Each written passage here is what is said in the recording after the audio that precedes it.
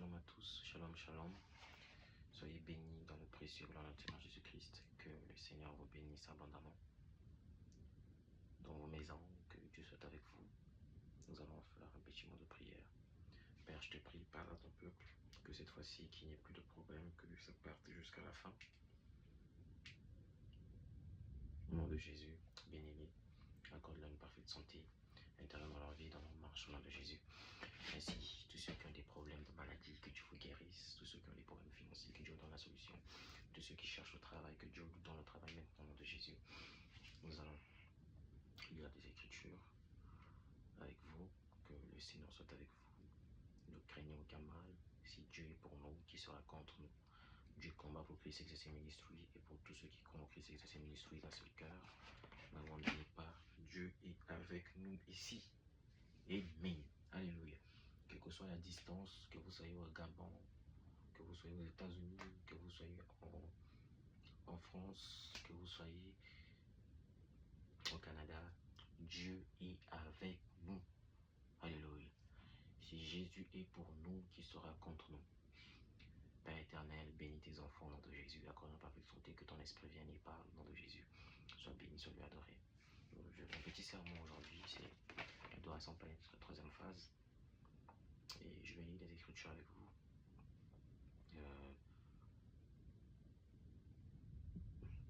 Exode 20, versets 3 à 6. Ce sermon, je voulais le prêcher demain. Le Seigneur a insisté, il m'a conduit à le prêcher ce soir. Exode 20, versets 3 à 6.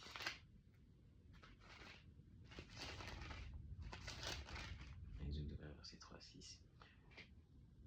Père, ajoute la bénédiction à la lecture de ta parole. Au nom de Jésus-Christ, ton Fils. Amen. Okay.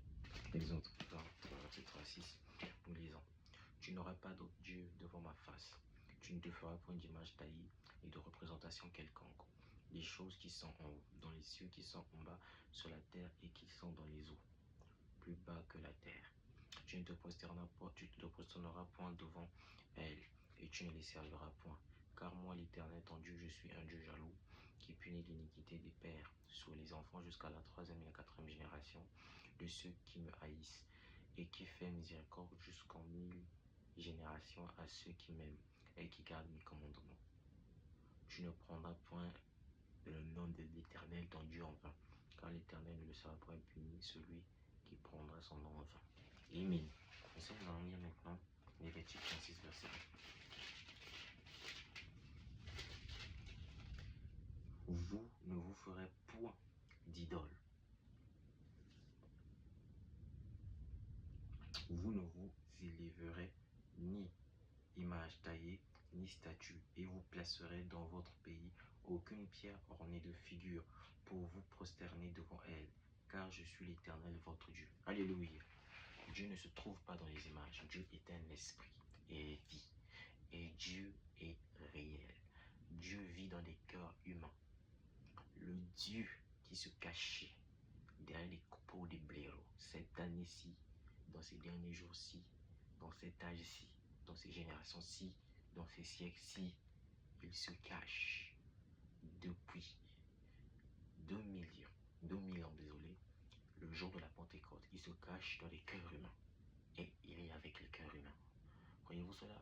Car il a dit, je suis avec vous.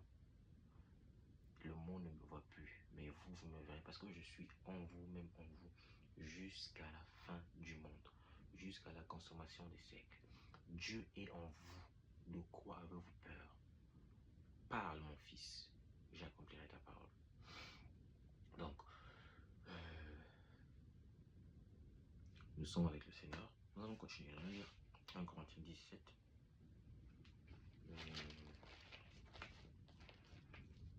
1 Corinthiens 17. 1 Corinthiens 10, verset 7.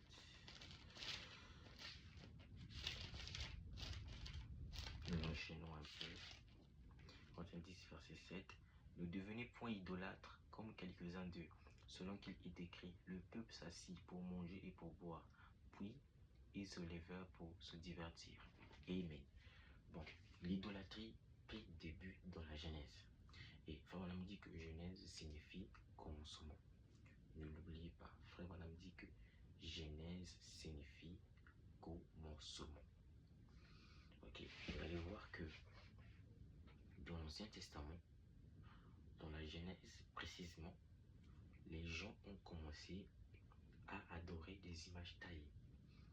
Ce sont les descendants de Caïn, ces hommes intellectuels, ces savants qui ont commencé à faire des images, à faire des statuettes et des images taillées, et qui ont commencé à adorer cela. Vous voyez, l'idolâtrie a pris début là-bas.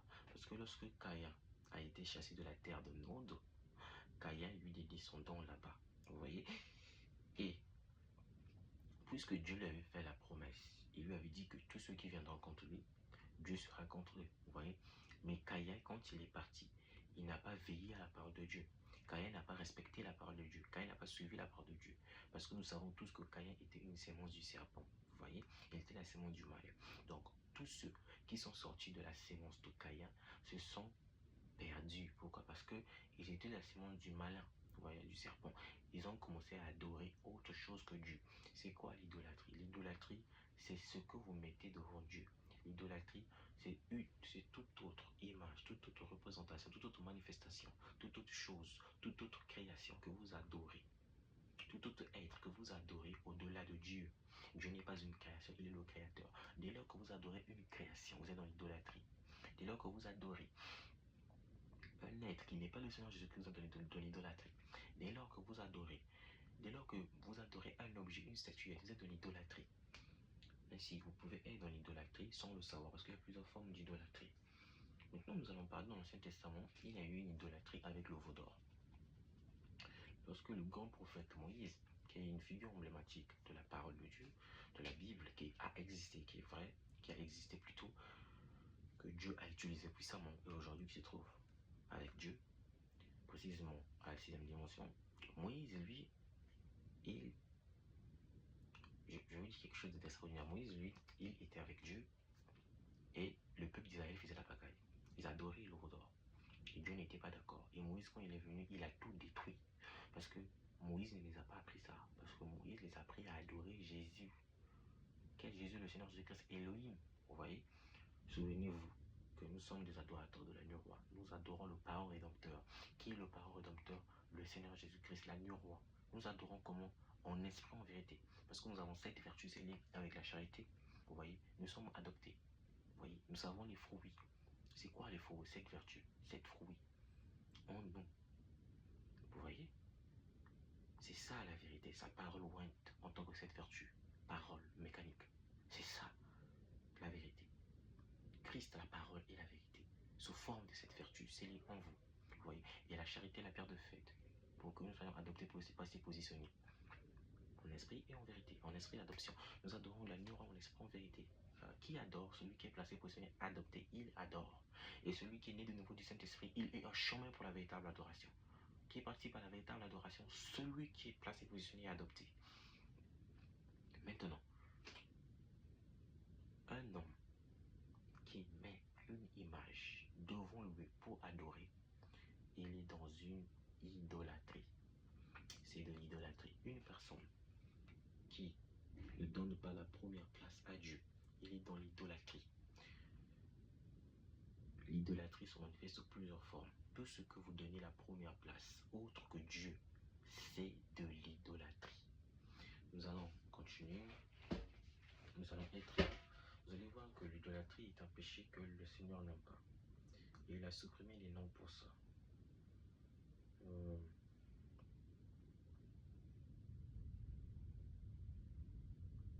Nous allons voir ici qu'il y avait des noms qui se trouvaient inscrits dans le livre, dont on parlait le livre de vie, et ces noms ont été supprimés. Souvenez-vous que le livre de vie est différent du livre de vie de l'agneau. Ce sont deux livres différents. Donc, Dieu a supprimé deux noms, celui de Dan et d'Ephraïm. Pourquoi? Parce qu'ils ont adoré un autre Dieu.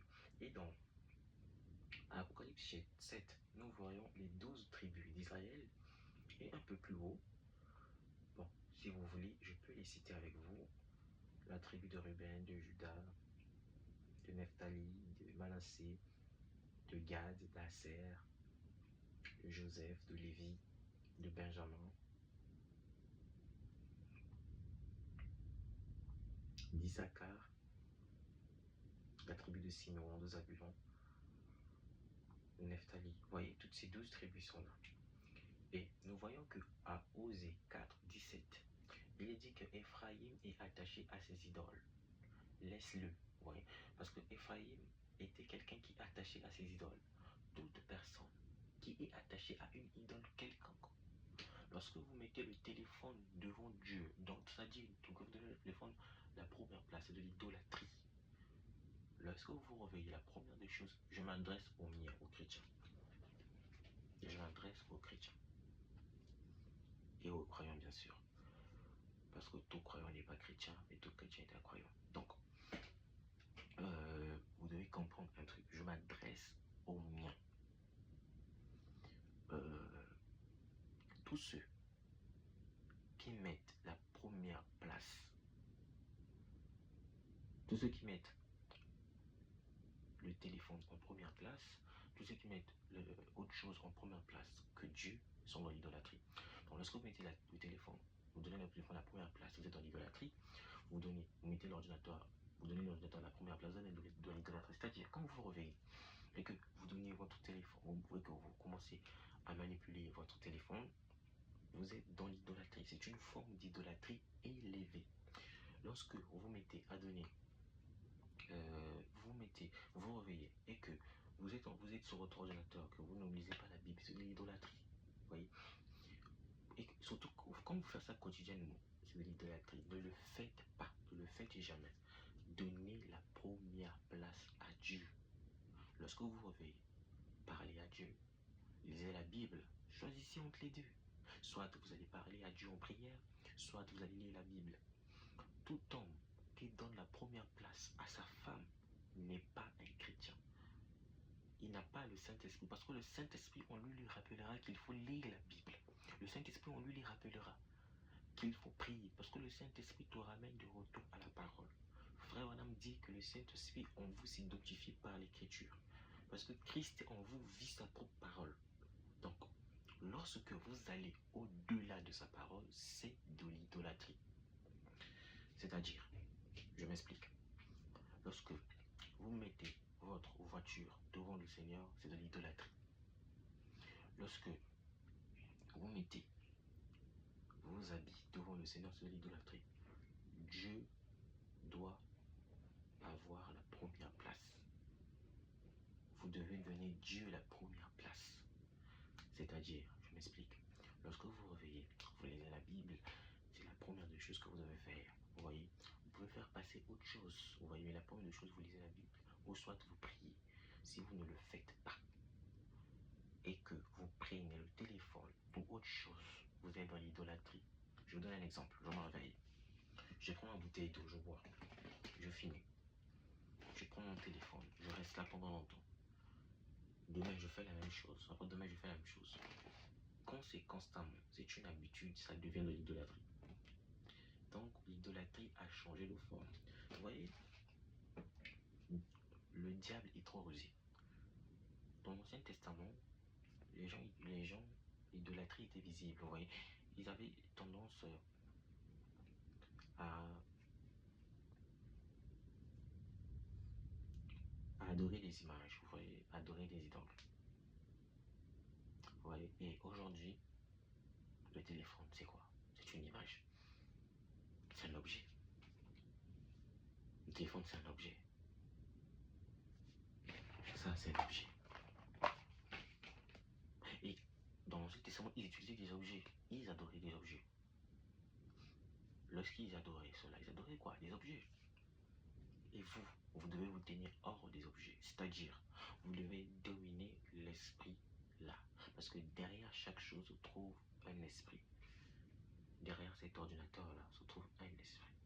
Derrière votre téléphone se trouve un esprit. Si vous avez le Saint-Esprit vous aidera à dominer les esprits dans chaque chose. Une personne qui se réveille, qui pense qu'à l'argent, qui perd tout son temps sur l'argent, qui fait ça constamment, il n'y a que l'argent qui prime dans sa vie, il n'y a que l'argent, c'est de l'idolâtrie. Donc, tout ce que vous donnez la première place dans votre vie, c'est de l'idolâtrie. La seule chose que vous devez donner la première place, c'est Dieu. Frère, mais Dieu, nous ne le voyons pas. Non, Dieu, on le voit. Vous pouvez le voir, vous pouvez le toucher. Dieu est dans votre frère, Dieu est dans votre soeur. Dieu est dans ton frère à côté que tu négliges. Dieu est dans ta soeur à côté que tu négliges. Dieu est à côté de toi. Tu peux voir Dieu au travers d'un frère que tu négliges. Tu peux voir Dieu au travers d'un frère que tu négliges. Mais tu peux aussi le voir visiblement. Parce que Dieu est un être. Tu peux le toucher. Eh oui, Dieu est un être. Comme toi et moi, tu peux le toucher. Il est un être visible. Si vous ne le voyez pas, parce que vous n'avez pas assez de foi pour le voir. Je suis là, dit le Seigneur. Donc, vous voyez, tout ce que vous donnez la première place, c'est de l'idolâtrie. Sa parole doit avoir la première place dans vos vies. Lorsque sa parole a la première place dans votre vie, son être se manifestera puissamment dans vos vies. Mais lorsque vous donnez autre chose, la première place, mes frères et sœurs, c'est de l'idolâtrie. Aujourd'hui, nous avons tendance à donner la femme la première place. C'est la tendance moderne.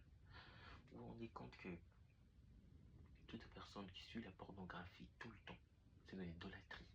Vous devez sortir de cela, à moins que vous vous répondez. Toute personne qui regarde les photos d'une femme tous les jours, chaque jour, c'est de l'idolâtrie.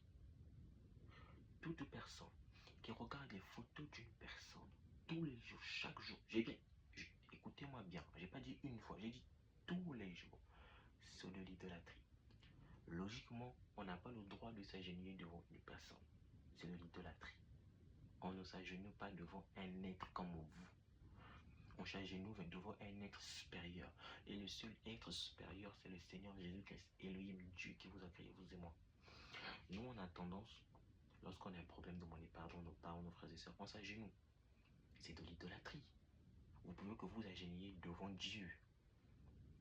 Quelle différence il y a entre les gens qui baisent la bague du pape et vous qui vous agenouillez devant vos parents? C'est de l'idolâtrie. Logiquement, demandez des excuses d'un cœur pur, humble et honnête passé. Mais lorsque vous vous agenouillez, on le fait, bien sûr, mais c'est de l'idolâtrie. Cela m'était venu par révélation, voilà pourquoi je vous le dis. Lorsqu'on s'agenouille devant une personne, c'est de l'idolâtrie. Lorsqu'on incline sa tête, c'est nature de ce courbant. Vous voyez, il y a des gens qui ont tendance à courber sa tête comme ça pour saluer une personne, pour essayer. C'est de l'idolâtrie. D'autres se disent que c'est un signe de respect. Non, c'est de l'idolâtrie. On ne fait que cela devant Dieu. Vous adorez sans vous rendre compte. Vous adorez les humains. Vous adorez autre chose sans vous rendre compte. Vous voyez, vous adorez la création comme les Indiens là-bas qui adorent la lune. L'homme est une création. Vous adorez la création comme ceux de la Rome papale ancienne qui adorait le dieu païen soleil, qui est un faux dieu. Vous voyez, un faux dieu, je le redis. Donc, il n'y a qu'un Dieu vrai, réel, il s'appelle Jésus-Christ. Il est vrai, il est palpable. Tu peux le voir, mon frère, tu peux le voir, ma soeur. N'adorez pas les hommes. Donnez Dieu la première place. L'adoration est un péché très grave. L'adoration païenne est un péché très grave. L'idolâtrie est un péché très grave. Excusez-moi, je règle mes mots, je répare mes mots, je corrige ma phrase. L'adoration païenne est un péché très grave. C'est plus qu'un blasphème, c'est plus qu'une offense. L'adoration divine est une grande bénédiction. C'est quoi l'adoration divine? C'est adorer Jésus-Christ. C'est adorer l'agneau roi. L'agneau roi, c'est qui? C'est Jésus-Christ, le parent docteur. Celui qui est mort pour toi et moi. C'est Elohim qui a versé son sang pour toi et moi. Et là, je peux le voir. Il est mort pour toi et moi. Donc maintenant, si tu n'adores pas Jésus-Christ, tu adores autre chose. Tu es idolâtre. Ainsi dit le Seigneur. Donnez la première place au Seigneur. Maintenant, vous vous mettez à donner la première place à votre téléphone. Vous donnez la première place à vos rendez-vous. Vous donnez la première place à vos clients. Lorsque tu donnes la première place à ton business, tu es dans l'idolâtrie. Parce que ton business n'a pas le droit d'avoir la première place dans ta vie. Il n'y a que Dieu qui a le droit d'avoir la première place dans ta vie. Tu fais de ton business de l'idolâtrie. Ah oui, il y a de l'idolâtrie aussi, imaginez. Je vous ai dit qu'il y a plusieurs formes d'idolâtrie. Vous êtes en train, regarde, l'adoration, c'est amener quelque chose à haute estime. Vous avez une haute estime pour cette chose. Et tellement que vous avez une haute estime pour cette chose, que vous adorez cette chose sans vous rendre compte.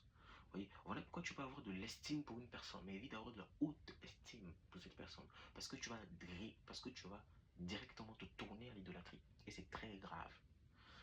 Aujourd'hui, beaucoup de gens adorent des femmes sans s'en rendre compte. Ils regardent les formes d'une femme et elle est là, il est en train de la fantasmer, de penser à elle. Et vous voyez, tous les jours, chaque jour, il pense à elle. Il regarde les femmes. Il adore la femme. Vous voyez, il y a de ceux qui adorent carrément l'attrait sexuel. Ils veulent faire que des trucs anormaux. C'est de l'idolâtrie, c'est démoniaque. Nous avons vu une station de prophète dont les événements modernes sont rendus clairs par la prophétie. Frère Branham, au paragraphe 131, nous allons descendre. Frère Branham dit: nous voyons ces garçons qui ressemblent tant aux filles, qui s'habillent comme elles. Et nous voyons les filles qui essaient de se comporter comme des garçons. Et nous voyons les femmes et les hommes dans cet âge perverti. Nous voyons que l'attrait sexuel est devenu une idole qu'on adore. Vous voyez exactement. Est-ce que vous savez que l'homosexualité est une idolâtrie? De l'adoration païenne? Restez avec Dieu. Donnez la première place à Dieu. Tout ce que vous donnez la première place en dehors du Seigneur Jésus-Christ, vous êtes dans une forme d'idolâtrie. C'est un esprit. C'est le même esprit qui était dans l'Ancien Testament qui revient. Regardez, aujourd'hui les frères adorent les images, les photos. C'est de l'idolâtrie. Frère Branham ne vous a jamais dit d'adorer les photos. Le Seigneur Jésus-Christ nous a dit l'adoration. Les vrais adorateurs adoreront le Père en esprit, en vérité. Qui sont les vrais adorateurs? Les fils de Dieu manifestés, les écouteurs, les fils de Dieu placés, positionnés, adoptés. C'est ceux-là dont le Seigneur parlait. Il parlait de toi et moi, mon frère. Il parlait de la manifestation infaillible du Saint-Esprit dans le cœur humain. Il parlait des gens placés, positionnés, adoptés, là où son esprit coule librement. Ceux qui participent à l'adoration. Vous voyez, tous ceux qui ne sont pas dans cette adoration sont dans une fausse adoration, frères et sœurs. Est-ce que vous le savez? Beaucoup de gens pensent que l'idolâtrie, c'est seulement faire une image et tout ça. Non. Lorsque vous donnez quelque chose la première place, c'est de l'idolâtrie. Vous devez de faire des efforts à seulement donner Dieu la première place dans vos vies. Dieu doit primer dans vos vies. Dieu doit être plus que tout dans vos vies. Si vous aimez le Seigneur, ainsi dit le Seigneur, gardez mes commandements. Si vous aimez le Seigneur, ainsi dit le Seigneur, recevez ma parole. Si vous aimez le Seigneur, ainsi dit le Seigneur, restez dans la véritable adoration. C'est quoi la véritable adoration? Cette source, cette tonnerre, cette vertu, cette voix, cette manifestation, Dieu même et celui Saint-Esprit. C'est quoi la véritable adoration? Les 7 tonnerres ont été dévoilés et nous sommes dans la véritable adoration. Sur la 3e phase, nous sommes dans une adoration où personne ne peut nous enlever de là. Parce que nous avons les 7 fruits. Ce qui est la vérité. Les 7 vertus, paroles, mécaniques en nous. Et la charité, la pierre de fête. Son esprit qui descend afin que nous soyons placés pour le Seigneur adopté. Parce que les 7 tonnerres ont été révélés. Ce qui est la pierre de fête. Et vous êtes des véritables adorateurs placés pour le Seigneur et adoptés. Sur la 3e phase. Si vous ne faites pas cela, mon frère, ma soeur, vous n'adorez pas. Ok, c'est ça la véritable adoration. Nous adorons qui? Le Seigneur Jésus-Christ, l'agneau roi, le seul digne de l'adoration. Donc, frères et sœurs, restez loin de tout ce qui est hors parole. Restez avec la parole. Nous nous rendons compte que nous sommes dans une génération très glissante où tout le monde a une addiction. Aujourd'hui, vous réveillez, vous suivez le match tous les jours. C'est une idolâtrie, une forme d'idolâtrie. Frère Exaucé, de quoi tu parles? Frère Exaucé, mais tu es trop dur. Ah, c'est la vérité. Tout ce que vous donnez la première place avant Dieu, c'est de l'idolâtrie. Tu dois passer avant tout. Un chrétien qui suit les matchs tous les jours, à chaque heure, à chaque instant, et qui ne lit pas sa Bible, c'est de l'idolâtrie. Mais celui qui lit sa Bible, il a donné la première place à Dieu. Un chrétien qui se réveille le matin, qui lit sa Bible, il peut suivre son match après. C'est en ordre. Mais un chrétien qui fait de son match un absolu, c'est de l'idolâtrie. Un chrétien qui reste dans la distraction, qui fait de TikTok, Instagram, WhatsApp, Viber, Snapchat, j'en passe, son absolu. C'est-à-dire qu'il passe son temps sur tout ça. C'est de l'idolâtrie.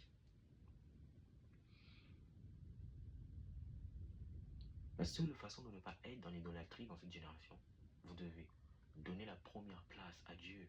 C'est la seule condition pour ne pas être dans l'idolâtrie. Premièrement, vous devez lire votre Bible, vous devez prier. Une femme qui appelle premièrement son mari, même si elle est mariée, chaque jour, sans lire la Bible, sans prier, c'est de l'idolâtrie. Elle adore son mari sans s'en rendre compte. Elle adore son mari. Je ne parle pas d'adorer son mari pour l'aimer. Je parle d'adorer son mari pour l'adoration. Le tenir en haute estime. Ah oui, parce que tu peux... Bon, en amour, il y a des femmes qui aiment leur mari. Et ça peut se dire, ah, j'adore mon mari. C'est mon manière de dire que j'aime mon mari. Mais tous ceux qui disent qu'ils adorent, plutôt tous ceux qui manifestent le comportement d'adorer, pas tous ceux qui disent, tous ceux qui manifestent le comportement d'adorer leur mari, c'est-à-dire qu'ils donnent la première place à leur mari dans leur vie, c'est de l'idolâtrie.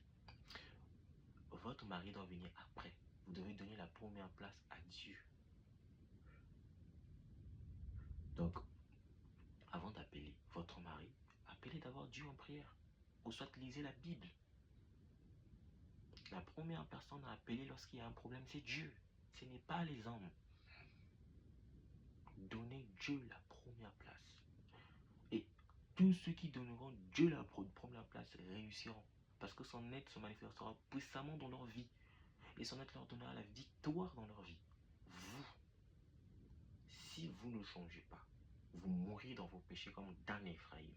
Souvenez-vous que leur nom a été supprimé, effacé du livre de vie. Pas du livre de vie de l'agneau, mais du livre de vie. Restez avec Dieu. Sortez de l'idolâtrie. Être dans une addiction, suivre les films pornographiques chaque jour, chaque instant. Faire des films pornographiques en absolu. Tu ne peux pas t'en passer. Et tu ne veux pas changer. Tu ne veux pas donner une seconde chance à Dieu. C'est de l'idolâtrie. Dieu peut te pardonner, mais Dieu ne peut pas aussi te pardonner. L'idolâtrie est plus qu'un blasphème. L'idolâtrie, c'est tenir l'offense à Dieu. C'est comme si tu dis à Dieu indirectement, pourquoi m'as-tu créé? Lorsque nous en venons à la malédiction de la 4e génération, vous verrez ce que c'est. Et vous verrez beaucoup de choses que je me retiens de dire aujourd'hui. Vous verrez beaucoup de choses. L'homosexualité, toutes ces choses sont révélées. Vous verrez ce que c'est. Vous voulez corriger Dieu? Dieu t'a créé femme, reste femme. Dieu t'a créé homme, reste homme. Donc, vous voyez? Donc, ce que je suis en train de vous dire, l'idolâtrie aujourd'hui a changé de forme. Les femmes sont partout aujourd'hui, dans les photos des magazines, dans les photos des grandes œuvres, les photos de grandes choses, même dans les entreprises de marque. Parce que si on met la femme tout le monde va venir. Si on met la femme sur un pancarte, sur une publicité, tout le monde va les payer. Dites-moi qu'est-ce que c'est alors si ce n'est pas l'idolâtrie? Vous adorez ce que vous ne savez pas.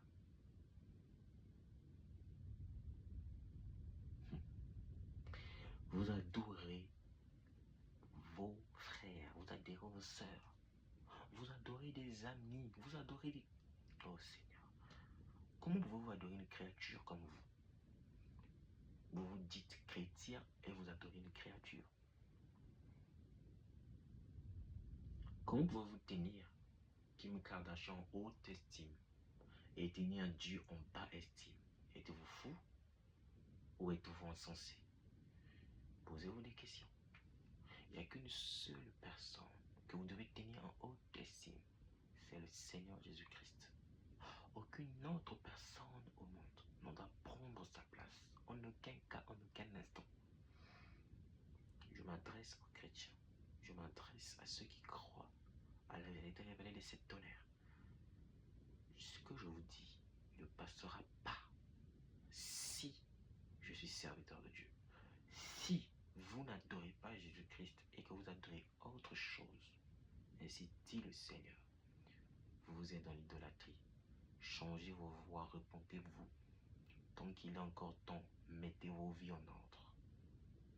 Car le Seigneur frappera tous ceux qui sont dans l'idolâtrie. Il y a un jour pour le voleur. Il y a un jour pour le médiseur. Il y a un jour pour le combatteur. Il y a un jour pour le jugement. Chaque chose a son temps. Il y a un temps pour rire. Il y a un temps pour rigoler. Il y a un temps pour blaguer. Il y a un temps pour pleurer. Il y a un temps pour amasser. Il y a un temps pour être riche. Il y a un temps pour être millionnaire. Il y a un temps pour tout.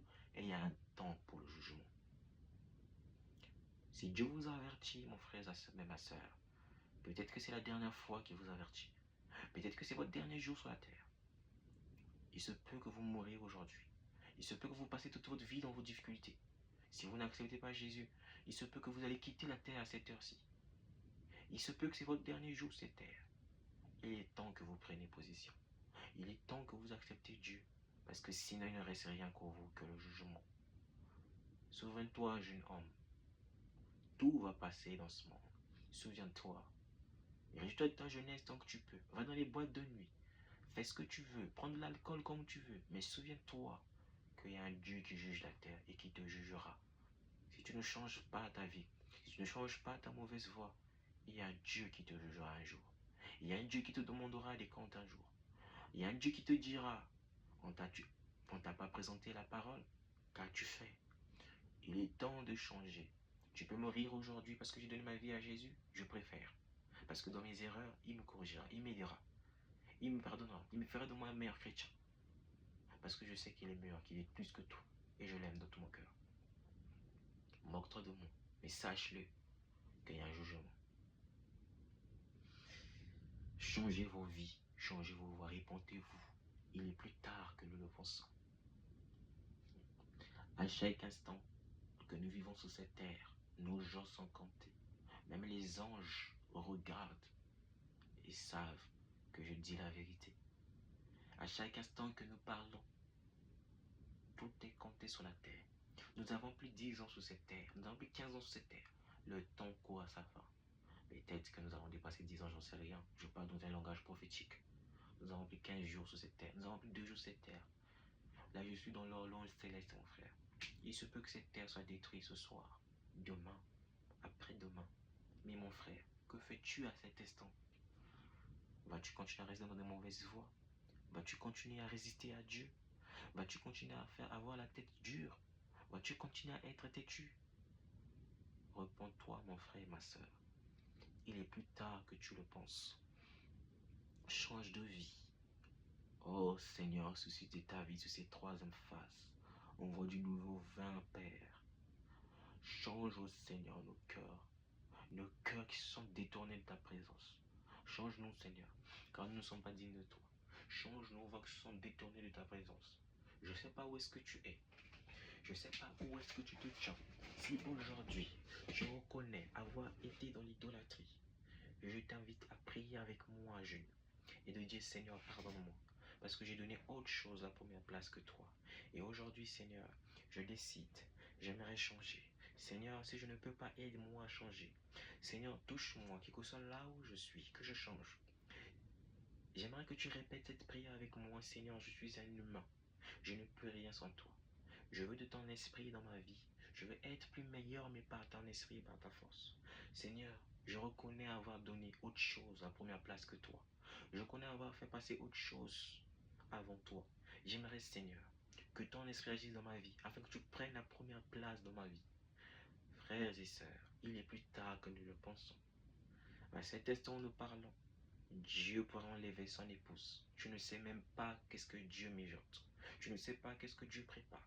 Si tu veux rester, reste, moi je ne veux pas.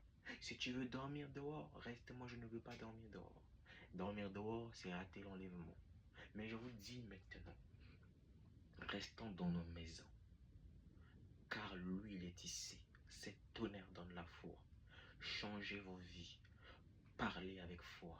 Dieu est ici. Restaurez, restaurez, dit le Seigneur. Je restaurerai vos vies, je restaurerai vos voix, je restaurerai tout si vous vous tournez à moi. Seigneur, nous croyons en toi. Quel que soit là où vous êtes, quel que soit là où vous êtes, quel que soit ce que vous avez comme problème, priez avec moi. Seigneur, je te donnerai la première place. J'ai reconnu avoir donné ma femme la première place. J'ai reconnu avoir donné mon téléphone la première place. J'ai reconnu avoir donné mon ordinateur la première place. J'ai reconnu avoir donné autre chose la première place que toi. Seigneur, je te prie, pardonne-moi, prends le contrôle de mon être. Que toi, Seigneur, tu me changes. J'ai reconnu avoir suivi des films sales. J'ai reconnu avoir été dans l'addiction pornographique. Seigneur, change-moi. Je ne peux rien sans toi. J'ai reconnu avoir été dans des choses sales, Seigneur. J'ai reconnu avoir fait des trucs pas normaux. J'ai reconnu appeler ma femme avant toi, Seigneur. Pardonne-moi. J'ai reconnu avoir appelé mon mari avant toi. Pardonne-moi. Il est temps que vous changez. Il est temps que vous vous rendez compte que Dieu est ici. Nous allons clôturer. Je vais parler des kilotes. Je vais prendre le livre de Exode avec vous, 28. Nous sommes à la fin de la petite prédication. Le Seigneur voulant, en 2025, nous parlera de l'adoration de la bête. Nous allons aller étape par étape. Souvenez-vous que les gens ont voulu adorer Paul et Silas parce que les païens de nature sont idolâtres, vous voyez. Mais nous devons être au-delà de cela. Nous sommes des chrétiens. Nous devons adorer Jésus-Christ qui est notre Dieu, l'agneau roi, le Père adopteur, celui qui a prévalu, qui a vaincu pour toi et moi. Nous allons lire Exode 28, versets 40 à 42. C'est une écriture dont je n'aimerais pas faire passer pour édifier le corps, que Dieu nous aide. Pour les fils d'Aaron, tu feras des tuniques, tu leur feras des ceintures, et tu leur feras des bonnets pour marquer leur dignité, et pour leur servir de parure. Tu revêtiras Aaron ton frère et ses fils avec lui. Avec lui, tu les oindras, tu les consacreras, tu les sanctifieras, et ils seront à mon service dans le sacerdoce. Fais-leur des caleçons de fin lin pour couvrir leur nudité. Ils iront depuis les reins jusqu'aux cuisses. Donc, toute culotte que vous mettez depuis les reins jusqu'aux cuisses, c'est des caleçons. Donc, une culotte doit dépasser les cuisses. Donc, en gros, ça doit être au genou ou ça doit dépasser les genoux. Parce qu'une culotte doit aller du bas des reins jusqu'au genou. Maintenant qui s'arrête aux cuisses, c'est un caleçon pour Dieu. Vous voyez, ça doit aller au-delà du genou ou tout juste au genou. Sinon, c'est un caleçon. Ou mettez-le dans votre maison ou ne sortez pas dans cet état, vous voyez, parce que c'est un caleçon devant Dieu. La culotte doit être au genou ou doit dépasser les genoux. Bon, que Dieu vous bénisse. Seigneur, on voit Dieu à nouveau et que le Saint-Esprit nous remplit de sa présence. Les mystères cachés par les sept tonnerres sont révélés, Seigneur. Le sceau de la rédemption est brisé, car nous sommes maintenant très en phase, car sept sceaux ont été révélés en 1903, et sept tonnerres ont été révélés en 1914, et la foi est restaurée. Et maintenant, Père, tu as dit ici dans ta parole, lorsque je viendrai et que le temps se restreint, retrouverai-je des cœurs avec la foi des sept tonnerres restaurés par Malachie 4. Oh Dieu, il y a un groupe ici qui te croit et qui est restauré par ton esprit et qui a la foi de cette tonnerre. Au nom de Jésus, que Dieu vous bénisse. Shalom.